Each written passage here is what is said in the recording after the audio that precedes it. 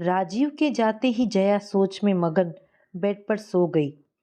उसे न आकर्षक ढंग से सजाए दो कमरे के इस मकान में रखे फूलदार कवर वाले सोफों में आकर्षण महसूस हो रहा था, न जतन से सवारे पर्दों में।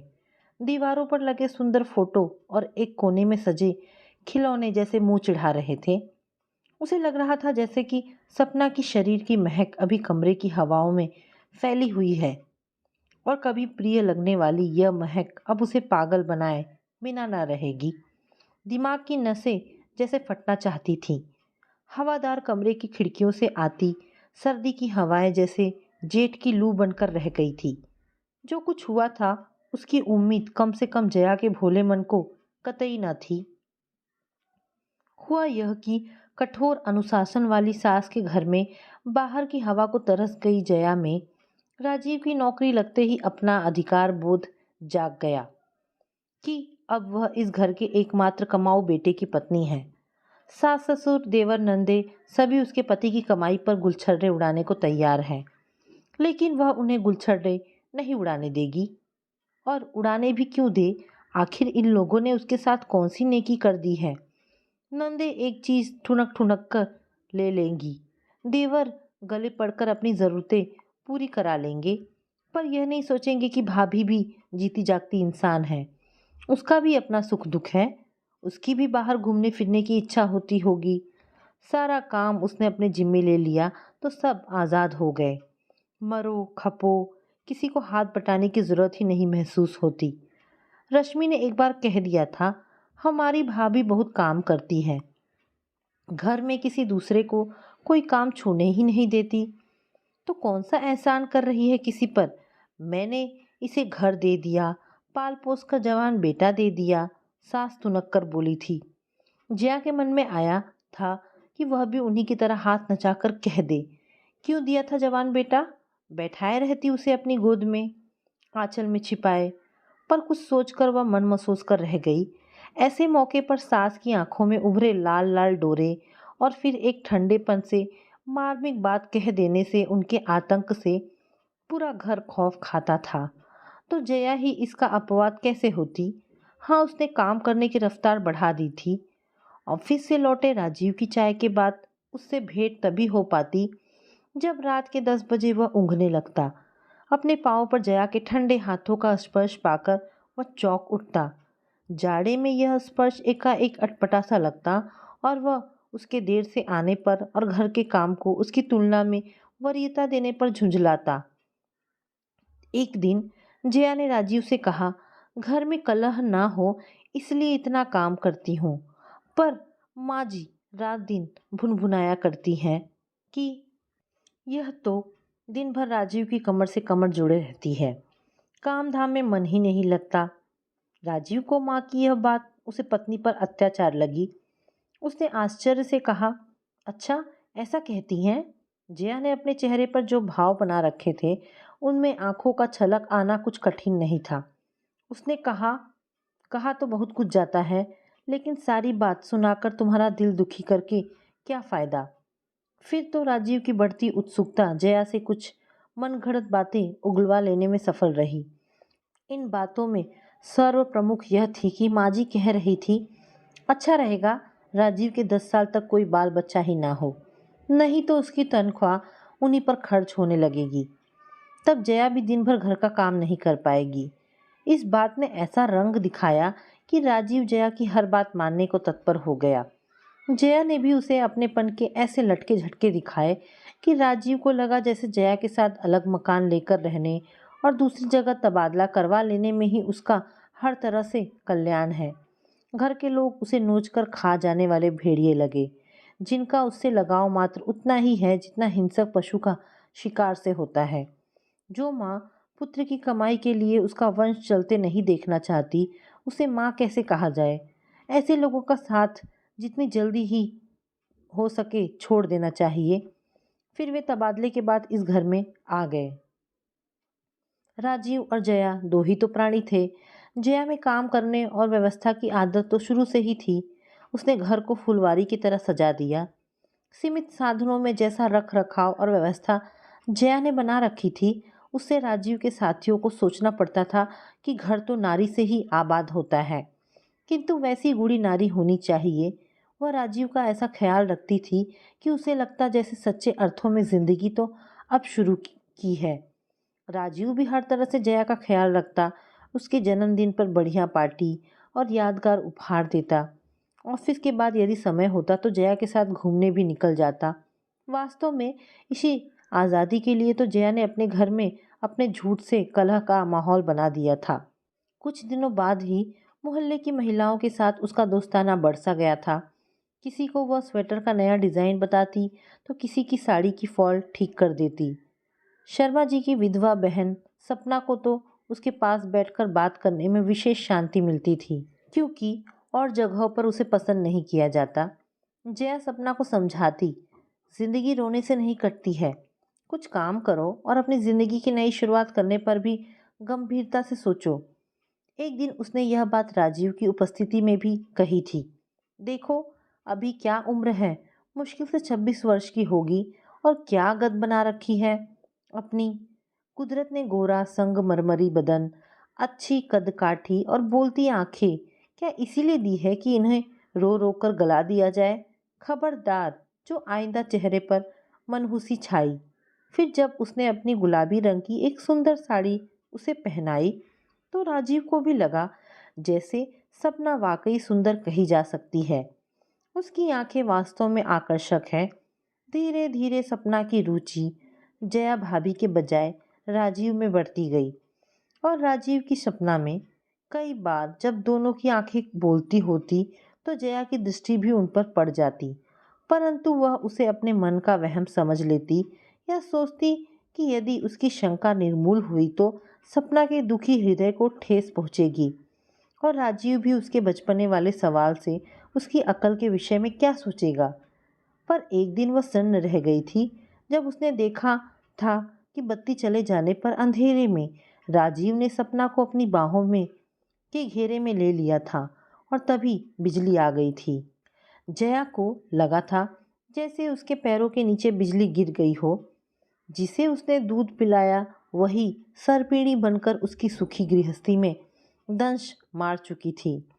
जिस राजीव को पूर्ण रूप से पाने के लिए उसने संयुक्त परिवार की जड़ों में दरार डाला, वही पराया हो गया। वह जज्ब ना कर सकी। तुम लोग इतने नीचे गिर जाओगे मैं सोच भी नहीं सकती थी। फिर उसने सपना की ओर देखकर कहा, निकल जा मेरे घर से, और फिर कभी यहाँ कदम रखने की कोशिश मत करना।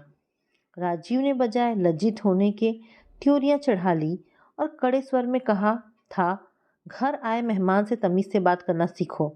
रही बात इसके यहाँ आने की, तो तुम कौन होती हो इसे निकालने वाली? यह घर मेरा है और यहाँ किसी का आना जाना मेरी इच्छा से होगा।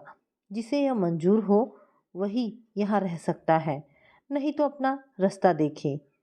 जया समझ गई कि रास्ता देखने का संकेत उसी की ओर है। वह सोचने लगी, तो ये इतने आगे निकल चुके हैं।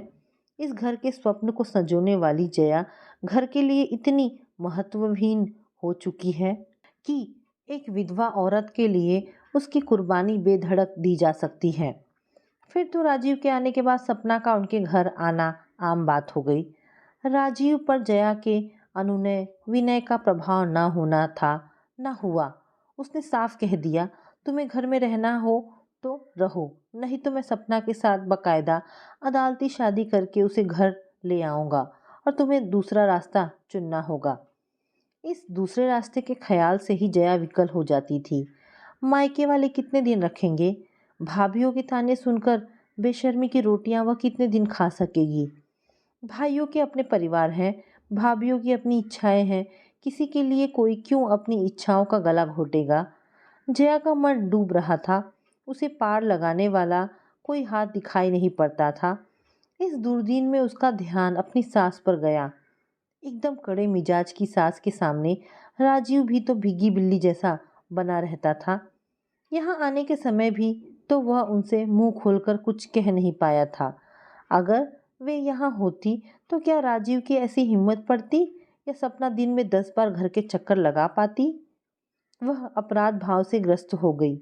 यह स्थिति तो वास्तव में उसके न्यारे रहने के काल्पनिक सुख के लिए बोले गए झूठ से ही बनी है। अगर वे आ जाएं तो अब भी बात बन सकती है, मगर वे आए तो कैसे? वह उनसे कहे भी तो किस मुंह से? अगर वह सास को यहाँ लाना भी चाहे तो क्या वे मान जाएंगी?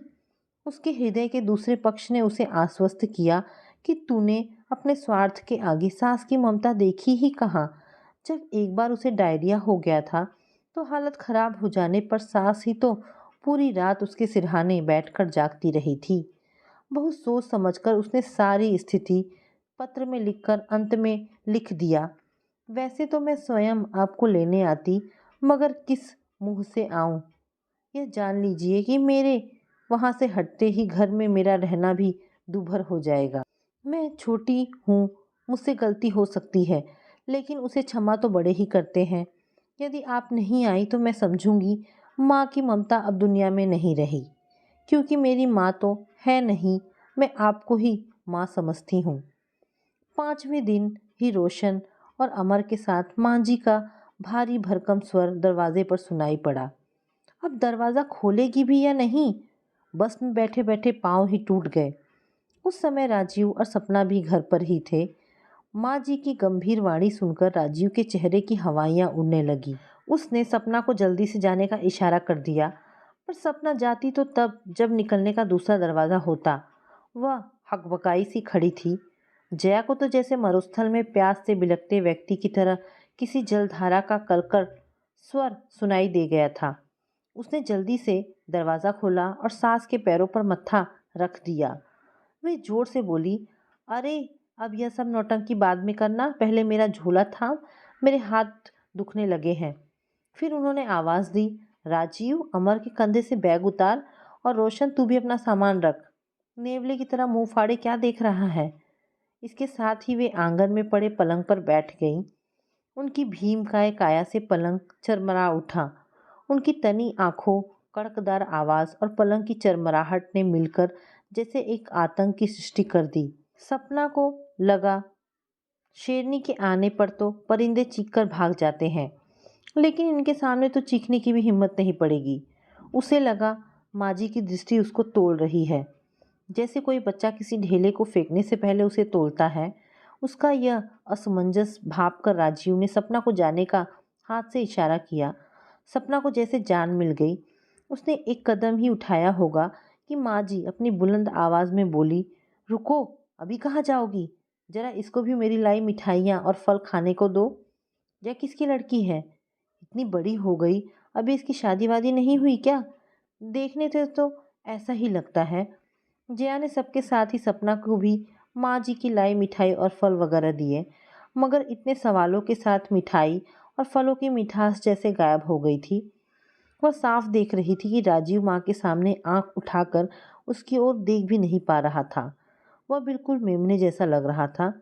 जिस राजीव ने उससे प्रेम किया था, उसके साथ जीने मरने की कस्में खाई थी, वह एक जिंदा दिल इंसान था। उसका यह रूप तो रीढ़हीन केचुए जैसा था। यह रूप लेकर क्या वह समाज से टक्कर ले सकेगा? उसे लगा कम से कम माँ जी के यहाँ रहते तो नहीं। वह चुपचाप वहाँ से खिसकना चाहती थी कि माँ जी ने कहा, अभी इतनी जल्दी भी क्या है जाने की, बैठो। फिर उन्होंने राजीव से कहा, बनियान कमीज उतार। कपड़े उतारने पर राजीव पर एक्सरे जैसी नज़र डालकर बोली, इसी सुख के लिए यहाँ रह रहा है? एक एक पसली गिन लो। बहू, तूने तो इसे यहीं खिलाया पिलाया है। अब जब तक तू अपने ज़िले में तबादला नहीं करा लेता, मैं यहीं रहूँगी। अपना घर अपना ही होता है। इस बड़े शहर की फिज़ा में जहरीले मच्छर घूमते हैं। यहाँ से लाख दर्जा अच्छा अपना कस्बा है, जहाँ हर चीज़ सस्ती है। राजीव और सपना इस प्रवचन के बंद होने के इंतज़ार में जैसे ज़मीन में आंखें गड़ाए बैठे थे। माँ फिर राजीव से बोली, देख ये रोशन और अमर तुझसे कितने छोटे हैं और कैसे खिले खिले हो गए हैं। तेरे बापू की पेंशन और गांव की खेती के सहारे हमने मकान को 2 मंजिला कर दिया है और 2 भैंसें भी पाल रखी हैं। सपना का मन पूरी तरह से बुझ गया था। वह माँ जी और उनके साथ आए हट्टे कट्टे बेटों को देखकर घबरा उठी थी कि यह औरत उसकी कामनाओं की कृषि पर मानो पाला बनकर पड़ गई है। निराशा से लंबी सांस लेकर वह वहां से चल दी। बाहर निकलकर वह इस आशा से घूमकर पीछे देखने लगी कि शायद राजीव उसे इशारों में ही कुछ दिलासा दे, मगर उसकी आंखें उठ नहीं रही थी। अगले 2-4 दिन राजीव बड़ा व्याकुल रहा। शर्मा जी के घर चाय के बहाने सपना से थोड़ी देर के लिए मुलाकात हो जाती थी, लेकिन इतने भर से प्यासे हृदय को तसल्ली कैसे मिलती। शर्मा जी के सामने वे एक दूसरे को अधिक से अधिक देख ही सकते थे।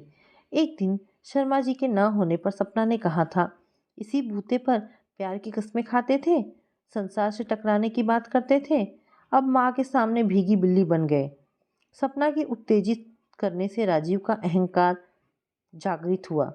मैं अब दूध पीता बच्चा नहीं हूँ जो हर काम के लिए माँ जी की मर्जी का मुंह ताकूं। खुद कमाता हूँ, खाता हूँ, किसी से मांगने नहीं जाता हूँ। अपनी जिंदगी अपनी मर्जी से जीऊंगा। उसने सपना को दिलासा देते हुए कहा, तुम घबराओ मत, मैं माँ से साफ साफ बात कर लूँगा। तुम्हारे बिना मैं जी नहीं सकता। सपना को हालांकि भरोसा नहीं था, फिर भी वह उसे उत्साहित करती हुई बोली, तुम हिम्मत से काम लो, सब काम बन जाएगा।